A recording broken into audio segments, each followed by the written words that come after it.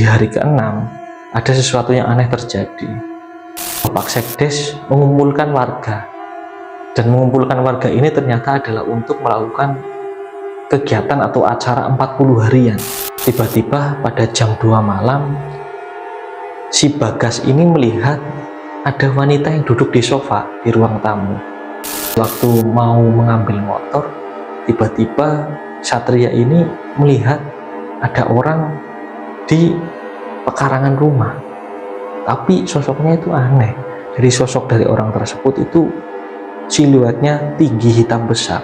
Sebenarnya rumah yang mereka tempati sebagai posko itu adalah rumah dari adiknya Pak Mulyo, dan adiknya Pak Mulyo itu baru saja meninggal 40 hari yang lalu.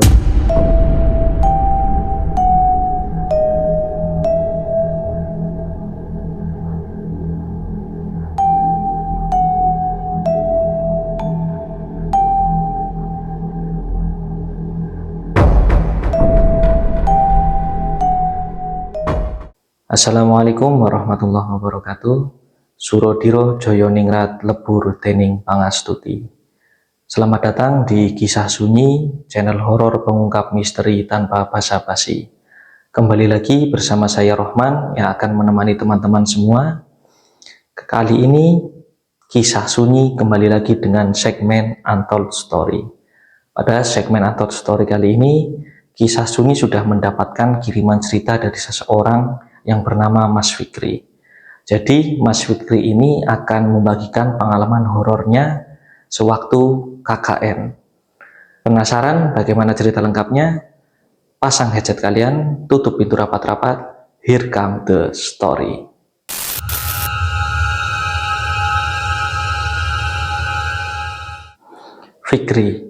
Fikri adalah seorang mahasiswa dari jurusan ilmu pendidikan di salah satu kampus di kota Purwokerto.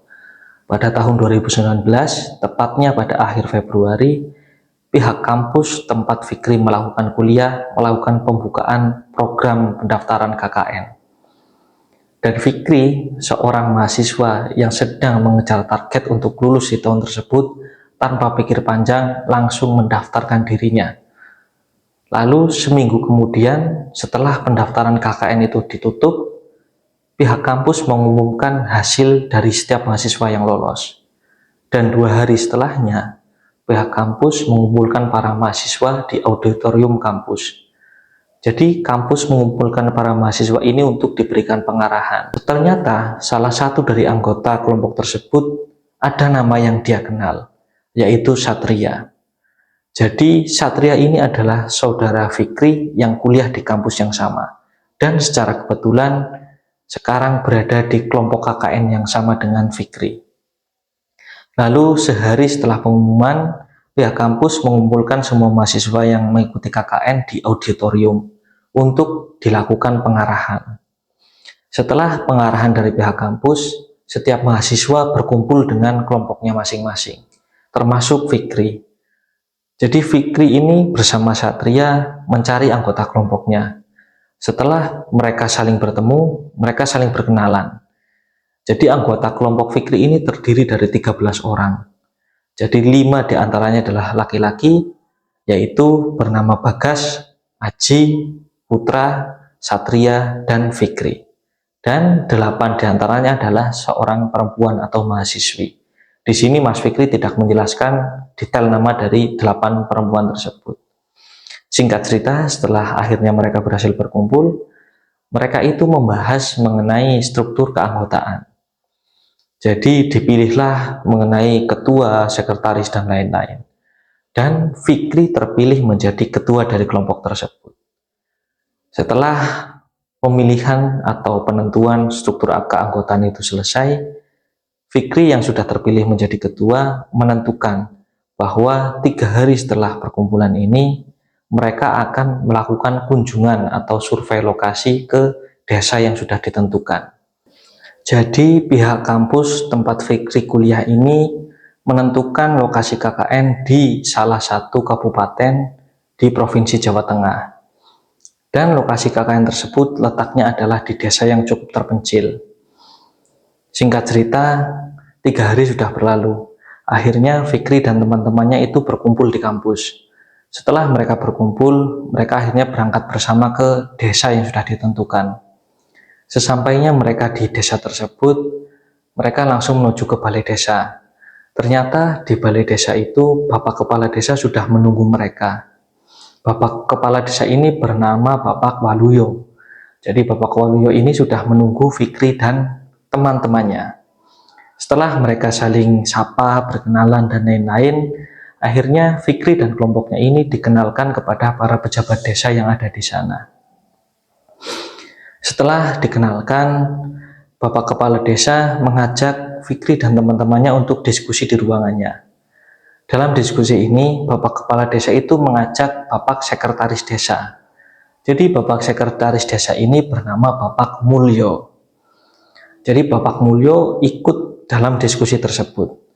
Diskusi ini isinya adalah mengenai posko KKN yang akan mereka tempati.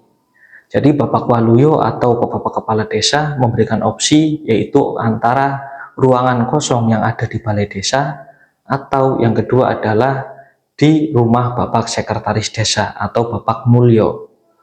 Dan akhirnya mereka diajak untuk melihat lokasi tersebut. Yang pertama adalah ruangan kosong yang ada di balai desa.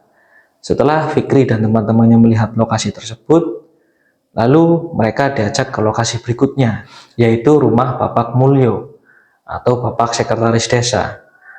Sesampainya mereka di rumah Bapak Mulyo, jadi Bapak Mulyo ini ternyata mempunyai dua rumah, dan satunya itu adalah rumah yang kosong. Jadi mereka dipersilahkan untuk melihat-lihat. Jadi rumah itu gambarannya adalah memiliki 4 kamar. 2 kamar diantaranya berada di depan atau di ruang tamu, 1 kamar di ruang tengah, dan 1 kamar lagi di belakang atau di dekat dapur. Jadi sewaktu mereka memantau atau melihat opsi yang kedua ini, akhirnya Fikri dan teman-teman ini memutuskan untuk memilih opsi yang kedua. Setelah opsi yang kedua dipilih, akhirnya Bapak Mulyo dan Bapak Waluyo ini setuju. Setelah mereka sama-sama setuju, akhirnya Fikri berpamitan. Dan singkat cerita, pada bulan Maret, yaitu tepatnya pada tanggal 1, pihak kampus melakukan pemberangkatan untuk para mahasiswanya. Begitu juga Fikri dan teman-temannya. Mereka langsung diberangkatkan ke desa tersebut, atau desa yang awalnya sudah mereka survei itu tadi. Sesampainya mereka di desa tersebut, mereka itu langsung dibawa ke rumah Bapak Waluyo atau ke rumah Bapak Sekdes yang akan menjadi posko KKN. Dan setelah mereka sampai di sana, seperti biasa mereka menurunkan barang dan lain-lain. Di sini Bapak Mulyo ini memberitahu Fikri bahwa 4 kamar ini yang boleh dipakai adalah 3 kamar. Dan 1 kamar yang berada di ruang tamu yang paling depan itu tidak boleh digunakan. Dan alasannya adalah karena kamar tersebut dijadikan gudang. Ya karena Fikri di sini posisinya adalah tamu dan Fikri adalah mahasiswa yang sedang KKN. Jadi dia nurut saja apa yang menjadi arahan dari Bapak Mulyo untuk menempati 3 kamar. Setelah itu akhirnya Bapak Mulyo meninggalkan mereka. Jadi di sini mereka akhirnya berdiskusi bahwa 3 kamar yang tersisa, 2 kamar diantaranya digunakan untuk mahasiswi, dan 1 kamar yang satunya itu digunakan untuk yang mahasiswa, yaitu Fikri, Bagas, Satria, Aji, dan Putra. Singkat cerita, setelah mereka selesai beres-beres pada hari pertama, jadi di hari kedua mereka itu kegiatannya adalah mengunjungi balai desa, sekolah, dan rumah-rumah tokoh masyarakat. Dan pada malam harinya itu semuanya normal. Jadi pada malam hari pertama mereka mendapatkan kunjungan di posko dari para pemuda atau dari Karang Taruna. Hari kedua mereka mendapatkan kunjungan dari para ormas yang ada di desa tersebut. Sampai hari kelima semuanya berjalan aman atau normal. Tetapi di hari keenam ada sesuatu yang aneh terjadi, yaitu tiba-tiba pada hari keenam yang tepatnya waktu itu berada di malam Jumat, itu Bapak Sekdes mengumpulkan warga Dan mengumpulkan warga ini ternyata adalah untuk melakukan kegiatan atau acara 40 harian. Dan di sini mahasiswa atau Fikri dan teman-teman itu nggak ada yang dikasih tahu bahwa 40 harian ini tuh 40 harinya siapa. Jadi setelah ada acara tersebut, akhirnya Fikri dan teman-teman ikut berkumpul ke tempatnya Pak Sekdes yang rumahnya berada di samping dari posko mereka. Setelah acara selesai, mereka kembali ke posko masing-masing dan semuanya masih berjalan normal. Namun pada malam ketujuh, sesuatu yang janggal mulai terjadi, yaitu 2 kamar dari mahasiswi itu diketuk jendelanya dari luar. Hal ini itu terjadi di tengah malam, yaitu pada jam 1 malam. Yang mendengarkan yaitu hanya para mahasiswi. Yang mahasiswa ini, Fikri dan teman-teman itu tidak mendengarkan apa-apa. Lalu di pagi hari, para mahasiswi ini itu cerita ke Fikri bahwa tadi malam itu ada yang menggedor-gedor pintu jendelanya. Akhirnya Fikri dan teman-teman cowoknya ini ya berusaha untuk menenangkan mereka lah, bahwa semuanya aman, mungkin itu karena suara apa dari luar. Akhirnya setelah hal tersebut tidak dihiraukan, mereka kembali ke aktivitas masing-masing. Tetapi pada malam berikutnya, ternyata hal tersebut itu masih terjadi. Jadi kamar dari mahasiswi ini selalu digedor di jam yang sama, yaitu jam 1 malam. Hal ini terus berlangsung selama 5 hari. Jadi sampai hari kelima, itu mereka selalu mengalami kejadian yang sama. Dan yang mahasiswa yaitu Fikri, Bagas, Aji, dan juga Satria, itu masih belum mengalami apa-apa. Makanya mereka masih tidak percaya dengan apa yang diceritakan oleh para mahasiswa ini. Dan pada malam berikutnya, sekarang giliran Bagas dan Putra yang mengalami kejanggalan. Jadi Bagas dan Putra ini mereka memutuskan untuk tidur di ruang tamu pada malam itu. Setelah lampu mereka matikan, mereka tidur di karpet berdua. Tiba-tiba pada jam 2 malam, si Bagas ini melihat ada wanita yang duduk di sofa di ruang tamu. Awalnya dia mengira itu temannya, yaitu mahasiswi-mahasiswi tersebut. Tetapi setelah dipanggil, wanita itu tetap diam. Akhirnya Bagas membangunkan si Putra. Dan setelah Putra bangun, Putra pun melihat wanita tersebut. Tapi anehnya, wanita tersebut hanya duduk diam, tidak menjawab panggilan mereka. Dan secara tiba-tiba, wanita tersebut itu berdiri. Setelah berdiri, dia tetap jalan menunduk ke arah belakang. Setelah itu, Bagas dan Putra tidak berani mengikuti. Mereka hanya menyimpan cerita itu berdua sampai pagi. Jadi setelah pagi, Bagas dan Putra ini cerita ke Satria. Jadi Satria itu selanjutnya cerita ke Fikri. Setelah itu akhirnya mereka berempat itu berkumpul, yaitu Fikri, Satria, Bagas, dan Putra. Jadi di situ si Bagas itu bilang ke Fikri, Fik, ini semalam benar-benar aneh, Fik. Jadi mungkin yang dialami oleh para mahasiswi, teman-teman kita yang mahasiswi itu bukan hayalan mereka. Karena tadi malam aku dan si Putra itu juga melihat sosok wanita. Dan wanita itu aneh, Fik. Dipanggil itu nggak menjawab, nggak apa. Tiba-tiba dia juga langsung pergi ke belakang dengan jalan menunduk. Dan di sini si Putra juga menimpali apa yang dibicarakan oleh Bagas. Bener, Fik. Ini kayaknya ada yang nggak beres dengan rumah ini nih. Coba besok kita cari informasi deh. Setelah itu si Fikri menjawab teman-temannya, ya udah kalau kayak gitu, coba nanti kita cari informasi ke warga. Nah, setelah mereka bersepakat, akhirnya program KKN pada hari itu mereka selesaikan. Dan pada sore harinya, mereka pergi ke dusun yang letaknya itu cukup jauh dari tempatnya Pak Mulyo atau Pak Sekdes, yang rumahnya tadi dijadikan posko oleh mereka. Setelah mereka datang ke sana, mereka datang ke warung. Jadi di sana itu ada warung. Mereka itu pura-pura ikut ngopi, dan ngobrol dengan warga sekitar. Tapi ketika warga ditanya tentang hal aneh yang ada di rumah tersebut, warga itu tidak mau menceritakan apa-apa. Akhirnya mereka cuma menyimpan cerita untuk diri mereka sendiri. Dan warga itu nggak mau menceritakan apa-apa. Jadi mereka itu bilangnya di sana nggak ada apa-apa kok mas. Di sana itu aman-aman aja. Ya karena Fikri dan teman-teman ini di sini adalah pendatang, ya akhirnya mereka nurut aja lah. Jadi mereka dengarkan aja apa yang dijelaskan oleh warga. Setelah mereka selesai di warung tersebut, akhirnya mereka memutuskan untuk pulang. Dan setelah pulang, akhirnya di posko ini tinggal satu cowok, yaitu si Aji. Jadi si Aji ini memang jarang berkumpul dengan teman-temannya, karena si Aji ini adalah BEM di kampus. Jadi walaupun dia sekarang sedang KKN, dia kadang-kadang masih sibuk keluar. Ketika programnya sudah selesai, dia keluar untuk berkumpul dengan teman-teman BEM lain yang juga ikut KKN. Nah, jadi akhirnya yang sering berkumpul ini cuma Fikri, Satria, Bagas, dan Putra.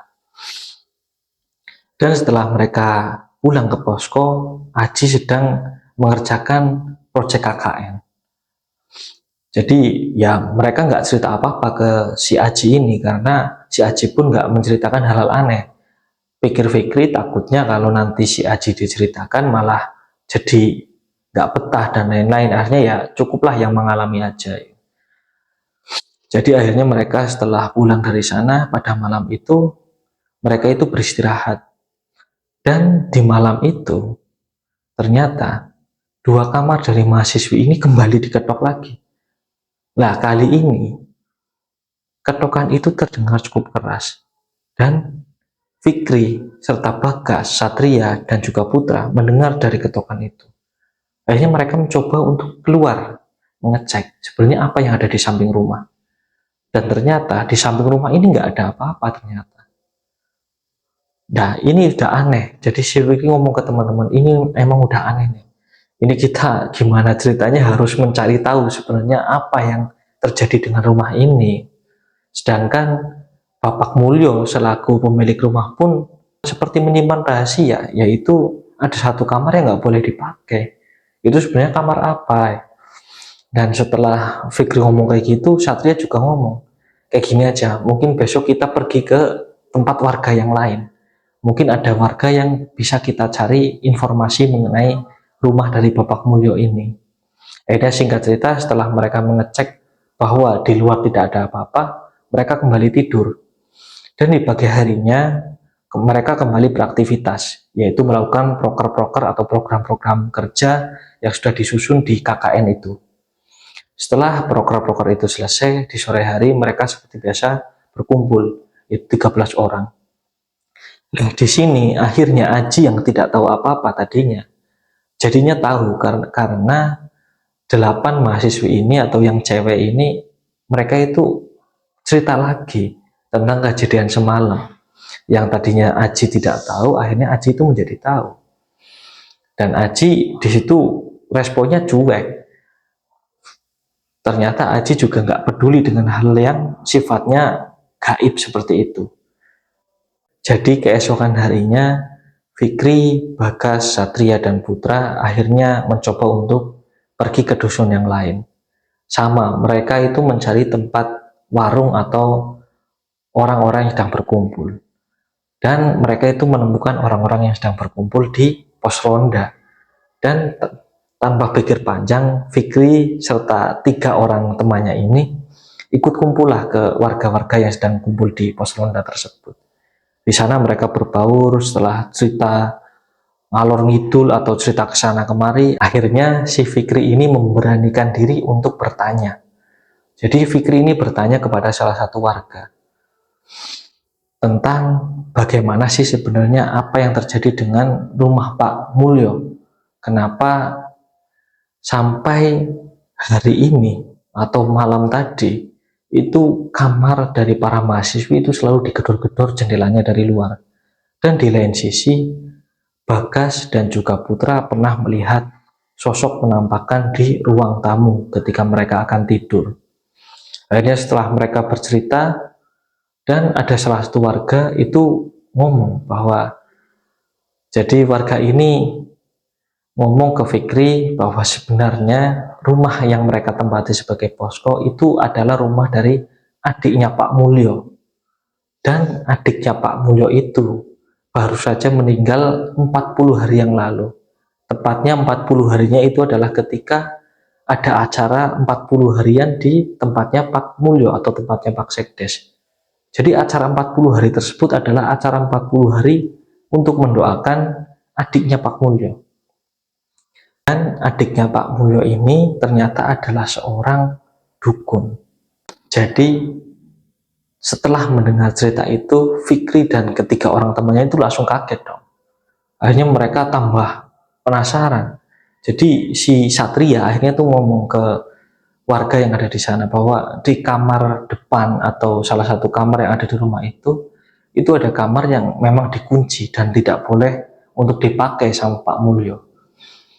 Dan di situ mereka juga penasaran sebenarnya apa sih isi dari kamar tersebut. Nah, setelah itu ada salah satu warga lagi yang menceritakan bahwa ya memang jadi kamar depan itu tadinya itu adalah kamar dari adiknya Pak Mulyo. Jadi kamar itu memang kamar dari adiknya Pak Mulyo. Oleh karena itu kamar tersebut dikunci dan nggak boleh dipakai. Jadi adiknya Pak Mulyo ini itu ternyata di rumah itu cuma tinggal sendiri. Jadi tinggal sendiri, dia belum menikah, dan di rumah itulah dia sering melakukan kegiatan-kegiatan spiritualnya. Jadi adiknya Pak Mulyo ini terkenal sebagai dukun karena warga tersebut itu sering melihat bahwa adiknya Pak Mulyo ini sering kedatangan tamu dan lain-lain, terus juga sewaktu meninggal itu warga yang ngurus ke sana masuk ke rumah itu melihat banyak sekali barang-barang seperti pusaka.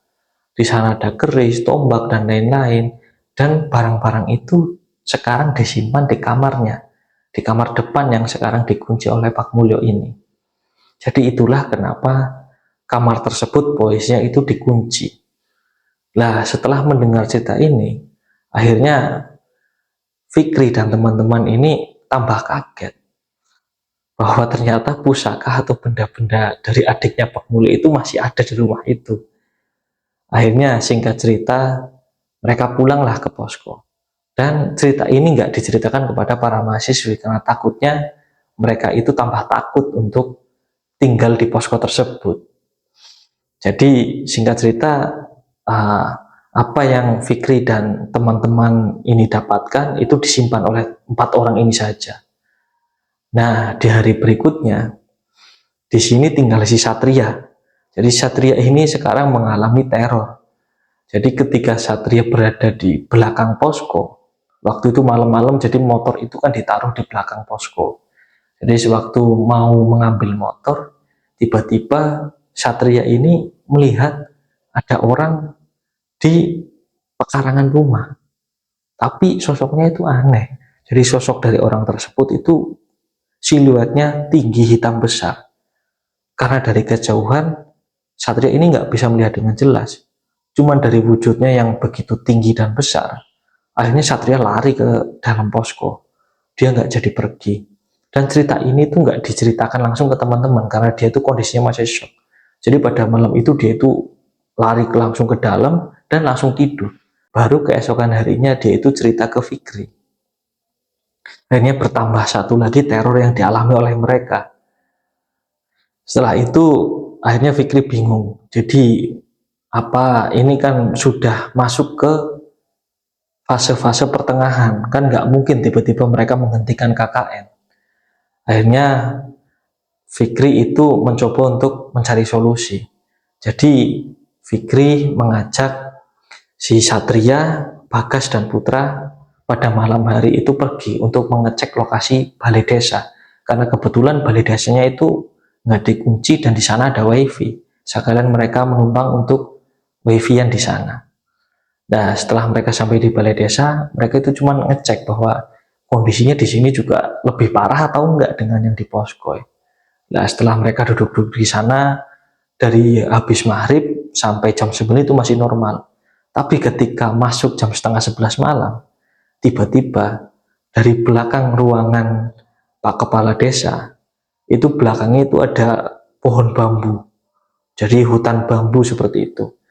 Jadi dari pohon bambu ini yang tepatnya berada di belakang ruangan Bapak Kepala Desa, itu muncul cahaya. Dan mereka berempat itu melihat. Jadi si Fikri, si Satria, si Bagas, dan juga si Putra itu melihat itu. Jadi ada cahaya yang kelip-kelip itu muncul dari pohon bambu. Setelah itu langsung masuk ke ruangannya Bapak Kepala Desa. Di sini mereka langsung ketakutan. Dan mereka itu langsung memutuskan untuk kembali ke posko. Sesampainya di posko, ternyata para mahasiswi ini, mereka itu nggak ada yang di kamar, mereka itu semuanya ada di ruang tamu. Ada di ruang tamu, di sana itu ada satu cowok, yaitu tadi Aji. Aji ini memang kan jarang ikut kumpul. Jadi mereka itu nggak ada yang di kamar, mereka semuanya kumpul di ruang tamu karena takut. Ternyata yang tadinya teror itu tentang ketukan di jendela itu terjadi di jam 1-an. Di hari ini, di malam ini, itu terjadi di jam 10. Masih begitu awal, itu tiba-tiba ada gangguan. Akhirnya mereka nggak ada yang berani untuk tidur di kamar. Lah setelah itu akhirnya mereka mencoba untuk menenangkan diri. Setelah mereka menenangkan diri, akhirnya mereka memutuskan untuk tidur sama-sama di ruang tamu. Nah, sampai pada keesokan harinya, mereka tetap menyelesaikan program yang sudah direncanakan. Karena ini sudah di tengah-tengah dari prosesi KKN, mereka tetap profesional untuk melakukan program-programnya. Jadi seperti biasa mereka kembali ke job desk-nya masing-masing. Nah, singkat cerita, hal ini itu terus berlangsung. Jadi teror yang ada di rumah itu terus berlangsung sampai KKN dari Fikri dan teman-teman ini berakhir. Jadi itulah cerita dari Mas Fikri.